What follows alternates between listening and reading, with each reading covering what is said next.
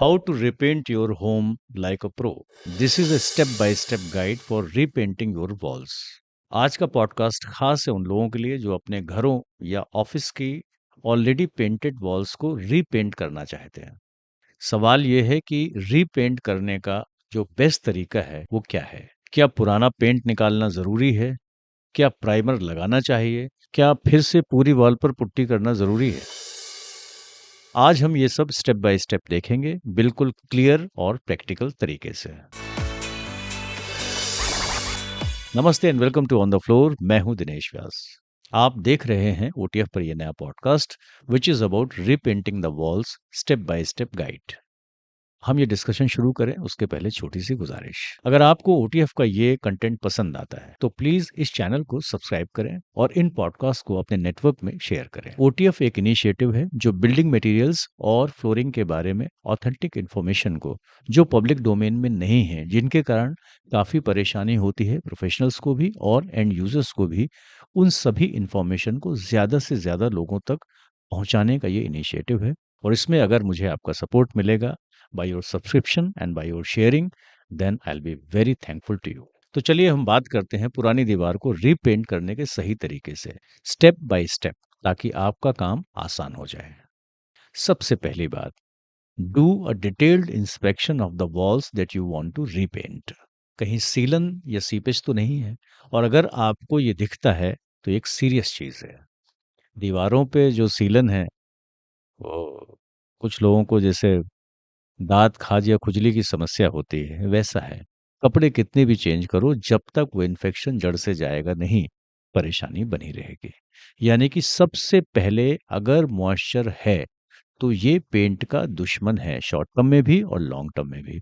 उसको निकालना ज़रूरी है। अगर आपको वैसा दिखता है तो आप न सिर्फ पेंट निकालें, न सिर्फ उसके नीचे की पुट्टी निकालें, बट हो सकता है आपको प्लास्टर भी निकालना पड़े। ये हो सकता है कि जो सीलन आ रही है उसमें मॉइस्चर का सोर्स कहीं एक्सटर्नल वॉल से तो नहीं है। अगर एक्सटर्नल वॉल से है तो उसका ट्रीटमेंट आपको एक्सटीरियर से करना पड़ेगा। और ये भी हो सकता है कि उस वॉल से या उस वॉल के नज़दीक से कोई प्लम्बिंग लाइन तो नहीं निकली जो कि टूट गई हो, जहाँ से लीकेज हो। दोनों ही केसेस में आपको उससे रिपेयर करना पड़ेगा। कई बार ये भी होता है, बड़ा टिपिकल सा केस है ये, कि जब टाइल लग रहे थे उसमें इतना ज़्यादा पानी यूज़ हुआ था कि टाइल लगने के बाद वो पानी तो हो गया देखिए trap, that water cannot escape. तो फिर वो दीवारों के सहारे चढ़ता है। ये प्रैक्टिकल केस है जो मैंने 2 केसेस अभी हाल फिलहाल देखे हैं। ठीक है? कभी और बात करेंगे उन केसेस के बारे में, शायद काफ़ी लोगों की उसमें हेल्प भी हो जाएगी।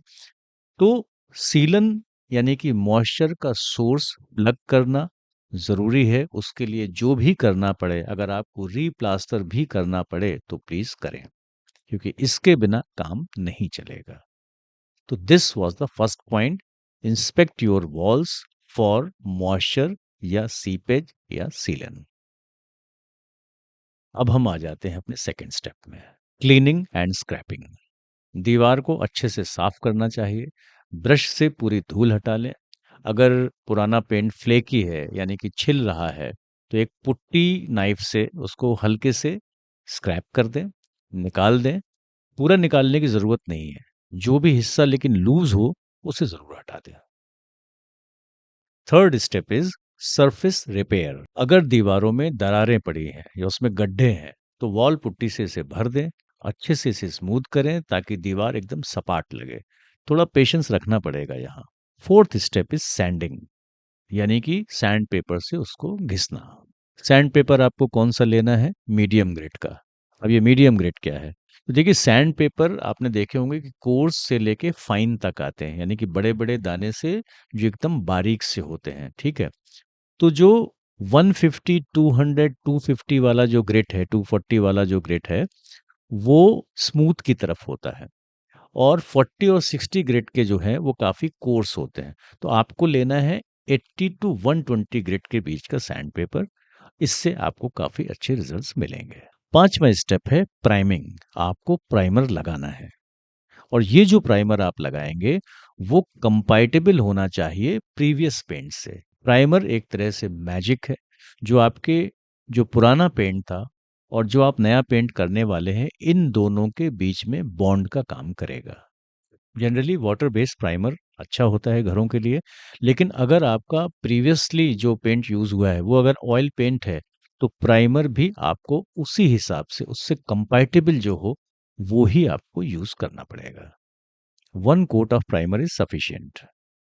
अगला स्टेप है, या आप ये कह लीजिए कि प्राइमर के साथ ही ये स्टेप होता है, वो है पुट्टी का एप्लीकेशन। अगर दीवार अनइवन है या स्मूथ नहीं है, तो फिर उसमें आपको पुट्टी की पतली परत यूज़ करनी है। 1 कोट या 2 कोट। हर कोट के बाद उसकी सैंडिंग भी करनी ज़रूरी है ताकि वो स्मूथ हो जाए।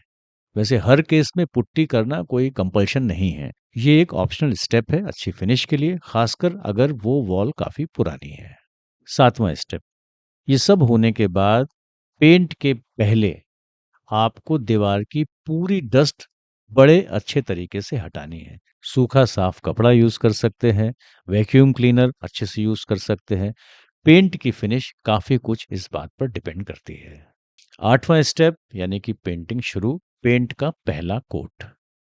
अच्छी क्वालिटी का राइट पेंट आपको लेना है, रोलर यूज़ करना है ताकि फिनिश अच्छी आए, और जो कॉर्नर्स है वहाँ पर आपको ब्रश भी यूज़ करना पड़ सकता है।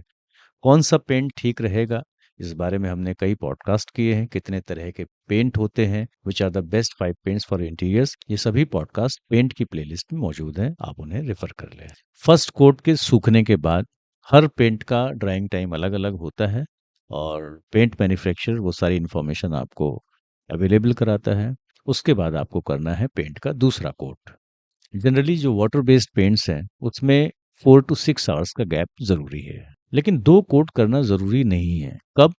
जब आपका जो प्रीवियसली डन जो पेंट था, आपने उसी शेड में नया पेंट लिया है, प्लस माइनस 1 टोन हो सकता है चल जाए, तो उस केस में 1 coat will also be sufficient. Generally जो इमल्शन पेंट्स होते हैं, एक्रिलिक इमल्शन पेंट्स होते हैं, पुरानी दीवारों के लिए काफ़ी बेटर होते हैं। ये ड्यूरेबल होते हैं और लंबे समय तक टिकते हैं। शानदार फिनिश देते हैं। बाकी इनको डिटेल में समझने के लिए पेंट के टाइप्स, इंटीरियर्स के लिए जैसा मैंने कहा, पुराने पॉडकास्ट आप रेफ़र कर सकते हैं। प्लेलिस्ट में सब कुछ मौजूद है। आपके बजट और कलर और रिक्वायरमेंट के हिसाब से आप पेंट चुन सकते हैं। अब आपको एक बोनस टिप देता हूँ। अगर आपकी वॉल्स में कुछ छोटे डिस्क्रिपेंसीज़ हैं, हो सकता है थोड़े स्टेन्स हों, या ख़ासकर उसमें अनइवननेस है, तो मैट या लो शीन पेंट आप यूज़ करिए। ग्लॉसी या शाइनी पेंट जब आप यूज़ करेंगे, तो हर छोटी-सी कमी को वो हाइलाइट कर देता है। फिनिश जितनी नेचुरल होगी, उतना बेहतर है। We can say that repainting the old walls is not a rocket science, लेकिन हर स्टेप को, खासकर क्लीनिंग और सैंडिंग को रिलीजियसली फॉलो करने में आपको एक्सीलेंट रिजल्ट्स ज़रूर मिलेंगे। पुट्टी को, यानी कि वॉल पुट्टी को लेकर भी कुछ सवाल होते हैं लोगों के मन में, या पीओपी को लेकर, या पीओपी वर्सेस पुट्टी। तो if you want to know, और if you have any question related to POP and wall putty, please let me know. आने वाले पॉडकास्ट में हम उसे भी कवर करेंगे।